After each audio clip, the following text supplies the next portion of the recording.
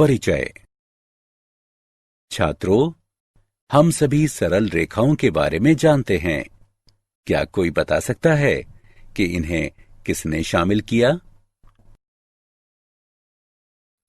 ठीक है, मैं बताता हूं। रेखा या सरल रेखा के विचार को प्राचीन गणितज्ञों द्वारा अपनाया गया। यूक्लिड उन्हीं में से एक थे। अध्यापक जी, उन्हें सरल रेखा को अपनाने की आवश्यकता क्यों पड़ी? बच्चों, नगण्य चौड़ाई और गहराई वाली सीधी वस्तुओं को प्रदर्शित करने के लिए उन्होंने सरल रेखा को अपनाया। यूक्लिड ने एक रेखा को लंबाई कम चौड़ाई के रूप में परिभाषित किया और आधारभूत गुणधर्मों के रूप में ऐसे कई सिद्धांत प्रस्तुत किए जो सिद्ध नहीं हो पाए, जिनसे उन्होंने ज्यामिति की रचना की। क्या आपको पता है कि हम उस ज्यामिति को क्या कहते हैं? यूक्लिड ज्यामिति। बच्चों, नगण्य चौड़ाई और गहराई वाली सीधी वस्तुओं को प्रदर्शित करने के लिए उन्होंने सरल रेखा को अपनाया। यूक्लिड ने एक रेखा को लंबाई कम चौड़ाई के रूप में परिभाषित किया और आधारभूत गुणधर्मों के रूप में ऐसे कई सिद्धांत प्रस्तुत किए जो सिद्ध नहीं हो पाए, जिनसे उन्होंने ज्यामिति की रचना की। क्या आपको पता है कि हम उस ज्यामिति को क्या कहते हैं? शाबाश! हाँ, तुम सही हो। यूक्लिड ज्यामिति। लेकिन आधुनिक गणित में रेखा की अवधारणा का उस तरीके से गहराई से संबंध है जिसके अनुसार ज्यामिति की व्याख्या की जाती है। उदाहरण के लिए, वैश्लेषिक ज्यामिति में तल में एक रेखा को प्रायः उन बिंदुओं के समूह के रूप में परिभाषित किया जाता है जिसके निर्देशांक दिए गए रैखिक समीकरण को संतुष्ट करते हैं। लेकिन आपतन ज्यामिति में एक रेखा स्वतंत्र वस्तु हो सकती है जो उन बिंदुओं के समूह से अलग होती है जो इस पर स्थित होते हैं। आइए सरल रेखाओं के बारे में और जानें। उद्देश्य। इस पाठ के अंत में आप निम्न करने में सक्षम हो जाएंगे। ढाल अंतःखंड रूप की व्याख्या करना। अंतःखंड रूप की व्याख्या करना। लंब रूप को जानना। एक रेखा के व्यापक समीकरण को लिखना।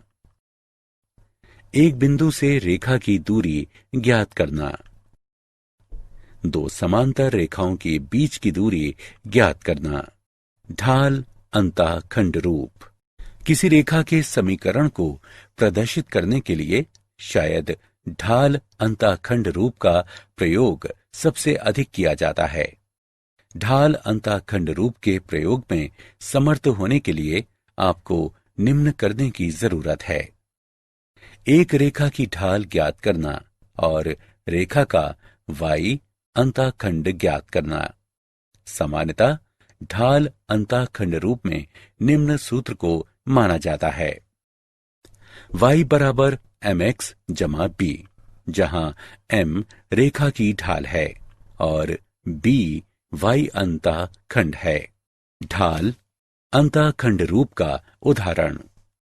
उस रेखा का समीकरण ज्ञात करें जो y अक्ष को मूल बिंदु से ऊपर 2 इकाई की दूरी पर काटती है और x अक्ष की धन दिशा के साथ 30 डिग्री का कोण बनाती है।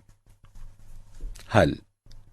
ज्ञात है कि यदि हम m ढाल वाली कोई रेखा y अंतःखंड बनाती सी है तो रेखा के समीकरण को y बराबर mx जमा c के रूप में व्यक्त किया जाता है। यहां c बराबर 2 और m बराबर tan 30 डिग्री, जो कि 1/वर्गमूल 3 के बराबर है। इस प्रकार दी गई रेखा का अभीष्ट समीकरण है y बराबर x/वर्गमूल 3 जमा 2। इसे हल किया जा सकता है x घटा वर्गमूल 3y जमा 2 वर्गमूल 3 बराबर 0। अंतःखंड रूप। रेखा का अंतःखंड रूप दोनों अक्षों के अंतःखंडों पर आधारित रेखाखंड का समीकरण होता है। एक्स अक्ष और वाई अक्ष पर क्रमशः ए और बी अंतःखंड बनाने वाली रेखा का समीकरण है। एक्स बटे ए जमा वाई बटे बी बराबर 1। ए एक्स अंतःखंड है, बी वाई अंतःखंड है। ए और बी अशून्य होने चाहिए। लंब रूप। किसी रेखा के समीकरण को निर्धारित करने की विधियां सामान्यतः रेखा पर एक बिंदु या बिंदुओं के बारे में किसी जानकारी पर निर्भर करती हैं। लंब रूप एक ऐसी विधि है जिसमें रेखा के किसी भी बिंदु के बारे में पहले से जानकारी की जरूरत नहीं होती है। रेखा के बारे में इसकी मूल बिंदु से दूरी तथा लंब और एक्स अक्ष के बीच का कोण ज्ञात होता है, जहां कोण को एक्स अक्ष की धन दिशा से वामावर्त मापा जाता है। एक सरल रेखा के समीकरण का लंब रूप है एक्स कॉस अल्फा जमा वाई साइन अल्फा घटा पी बराबर 0, जहां अल्फा एक्स अक्ष से रेखा पर मूल बिंदु से लंब के बीच का कोण है तथा पी लंब की लंबाई है। लंब रूप का उदाहरण। उस रेखा का समीकरण ज्ञात करें जो मूल बिंदु से 5 इकाई की लंबवत दूरी पर है और लंब द्वारा धन एक्स अक्ष के साथ निर्मित कोण 30 डिग्री है। आइए इसे हल करते हैं। यदि P मूल बिंदु से रेखा पर डाले गए लंब की लंबाई है तथा ओमेगा लंब द्वारा एक्स अक्ष की धन दिशा के साथ निर्मित कोण है, तो रेखा के समीकरण को इस प्रकार व्यक्त करते हैं। एक्स कॉस ओमेगा जमा वाई साइन ओमेगा बराबर P। यहां P बराबर 5 इकाई और ओमेगा बराबर 30 डिग्री। इस प्रकार दी गई रेखा का अभीष्ट समीकरण है एक्स कॉस 30 डिग्री जमा वाई साइन 30 डिग्री बराबर 5। इसे हल किया जा सकता है। एक्स वर्गमूल 3 जमा वाई बराबर 10। रेखा का व्यापक समीकरण ए एक्स जमा बी वाई जमा सी बराबर 0 रूप की कोई समीकरण जहां ए और बी एक साथ 0 नहीं है। व्यापक रैखिक समीकरण या रेखा का व्यापक समीकरण कहलाता है। व्यापक समीकरण के विविध रूप। ढाल अंतःखंड रूप। यदि b 0 के बराबर नहीं है तो ए एक्स जमा बी वाई जमा सी बराबर 0 को इस प्रकार लिखा जा सकता है। y बराबर घटा ए एक्स बटे बी घटा सी बटे बी, या y बराबर एम एक्स जमा स्मॉल सी, जहां m बराबर घटा a बटे b, स्मॉल c बराबर घटे c बटे b, y अंतःखंड है। यदि b बराबर 0 तो x बराबर घटा c बटे a बराबर x अंतःखंड है, जो कि एक ऊर्ध्वाधर रेखा है जिसकी ढाल अपरिभाषित है। अंतःखंड रूप। यदि c 0 के बराबर नहीं है तो ए एक्स जमा बी वाई जमा सी बराबर 0 को इस प्रकार लिखा जा सकता है, या x बटे a जमा वाई बटे b बराबर 1, जहां a बराबर घटा c बटे a बराबर x अंतःखंड, b बराबर घटा c बटे b बराबर y अंतःखंड। यदि c बराबर 0 तो ए एक्स जमा बी वाई जमा सी बराबर 0 को इस प्रकार लिखा जा सकता है। ए एक्स जमा बी वाई बराबर 0, जो मूल बिंदु से जाने वाली एक रेखा है और इसलिए अक्षों पर 0 अंतःखंड है। लंब रूप। मान लें एक्स कॉस ओमेगा जमा वाई साइन ओमेगा बराबर पी। समीकरण ए एक्स जमा बी वाई जमा सी बराबर 0 या ए एक्स जमा बी वाई बराबर घटा सी के द्वारा प्रदर्शित रेखा का लंब रूप है। इस प्रकार दोनों समीकरणें समान हैं और इसलिए ए बटे कॉस ओमेगा बराबर बी बटे साइन ओमेगा बराबर घटा सी बटे पी। इससे हमें प्राप्त होता है कॉस ओमेगा बराबर घटा ए पी बटे सी और साइन ओमेगा बराबर घटा बी पी बटे सी। और अब साइन वर्ग ओमेगा रेखा के व्यापक समीकरण का उदाहरण 3x घटा 4y जमा 5 बराबर 0 को सभी रूपों में व्यक्त करें। हल ढाल अंतःखंड रूप y बराबर 3 बटे 4x जमा 5 बटे 4 जहां m बराबर ढाल बराबर 3 बटे 4 c बराबर 5 बटे 4 अर्थात y अंतःखंड रूप 3x घटा 4y बराबर घटा 5 3x बटे घटा 5 जमा 4y बटे 5 बराबर 1 x बटे घटा 5 बटे 3 जमा y बटे 5 बटे 4 बराबर 1 अंतःखंड रूप x अंतःखंड बराबर घटा 5 बटे 3 y अंतःखंड बराबर 5 बटे 4। लंब रूप 3x घटा 4y बराबर घटा 5 घटा 3x जमा 4y बराबर 5 5 से भाग करने पर घटा 3x बटे 5 जमा 4y बटे 5 बराबर 5 बटे 5 बराबर 1 x कॉस एल्फा जमा y साइन एल्फा बराबर p 0 से अधिक है जहां कॉस एल्फा बराबर घटा 3 बटे 5 साइन एल्फा बराबर 4 बटे 5 p बराबर 1। रेखा 3x घटा 4y जमा 2 बराबर 0 के समांतर और बिंदु घटा 2 3 से जाने वाली रेखा का समीकरण ज्ञात करें। हल दी गई रेखा का समीकरण है 3x घटा 4y जमा 2 बराबर 0 या y बराबर 3x बटे 4 जमा 2 बटे 4 या y बराबर 3x बटे 4 जमा 1 बटे 2 जो y बराबर mx जमा c रूप की है। दी गई रेखा की ढाल 3 बटे 4 है।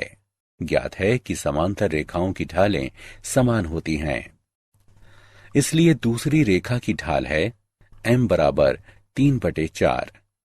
अब उस रेखा का समीकरण जिसकी ढाल 3 बटे 4 है और जो बिंदु घटा 2 3 से गुजरती है 3x घटा 4y जमा 18 बराबर 0। एक बिंदु की रेखा से दूरी बिंदु से रेखा पर डाले गए लंब की लंबाई होती है। एक रेखा ax जमा by जमा c बराबर 0 की बिंदु x1 y1 से लंबवत दूरी d को इस प्रकार व्यक्त करते हैं। d बराबर ax1 जमा by1 जमा c का मापांक बटे a वर्ग जमा b वर्ग का वर्गमूल।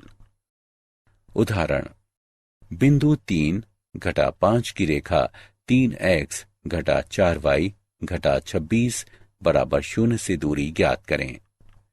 हल दी गई रेखा है 3x घटा 4y घटा 26 बराबर 0। इसे 1 नाम दें। 1 की तुलना रेखा के व्यापक समीकरण ax जमा by जमा c बराबर 0 से करने पर हमें प्राप्त होता है a बराबर 3, b बराबर घटा 4 और c बराबर घटा 26। दिया गया बिंदु है x1 y1 बराबर 3 घटा 5।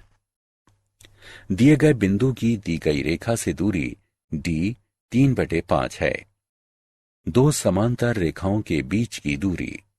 दो समांतर रेखाओं y बराबर mx जमा c1 और y बराबर mx जमा c2 के बीच की दूरी को इस प्रकार व्यक्त करते हैं। d बराबर c1 घटा c2 का मापांक बटे 1 जमा m वर्ग का वर्गमूल।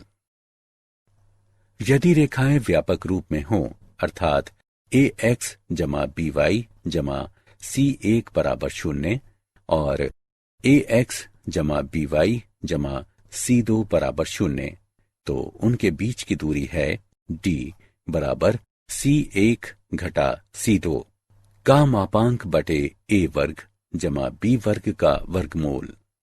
उदाहरण: समांतर रेखाओं 3x घटा 4y जमा 7 बराबर 0 और 3x घटा 4y जमा 5 बराबर 0 के बीच की दूरी ज्ञात करें। हल: यहां a बराबर 3, b बराबर घटा 4, c1 बराबर 7 और c2 बराबर 5, इसलिए अभीष्ट दूरी है d बराबर 7 घटा 5 का मापांक बटे 3 वर्ग जमा घटा 4 वर्ग का वर्गमूल बराबर 2/5। क्या आप जानते हैं, दो रेखाओं का प्रतिच्छेद बिंदु मान लें दो रेखाओं के समीकरण हैं a1 x जमा b1 y जमा c1 बराबर 0, इसे 1 नाम दें, और a2 x जमा b2 y जमा c2 बराबर 0, इसे 2 नाम दें। मान लें कि ये दोनों रेखाएं एक बिंदु P x1 y1 पर प्रतिच्छेद करती हैं, तब x1 y1 दी गई समीकरणों में से प्रत्येक को संतुष्ट करता है। इसलिए a1 x1 जमा b1 y1 जमा c1 बराबर 0 और a2 x1 b2 y1 जमा c2 बराबर 0। वज्र गुणन द्वारा इन दोनों को हल करने पर हमें प्राप्त होता है। यहां 1 और 2 के प्रतिच्छेद बिंदु के निर्देशांक हैं। सारांश: आइए हमने जो कुछ सीखा है उसे संक्षेप में दोहराएं।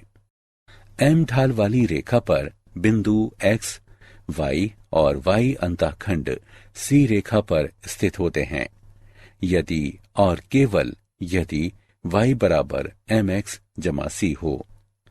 यदि m ढाल वाली एक रेखा x अंतःखंड D बनाती है तो रेखा का समीकरण y बराबर m गुणा x घटा d होता है।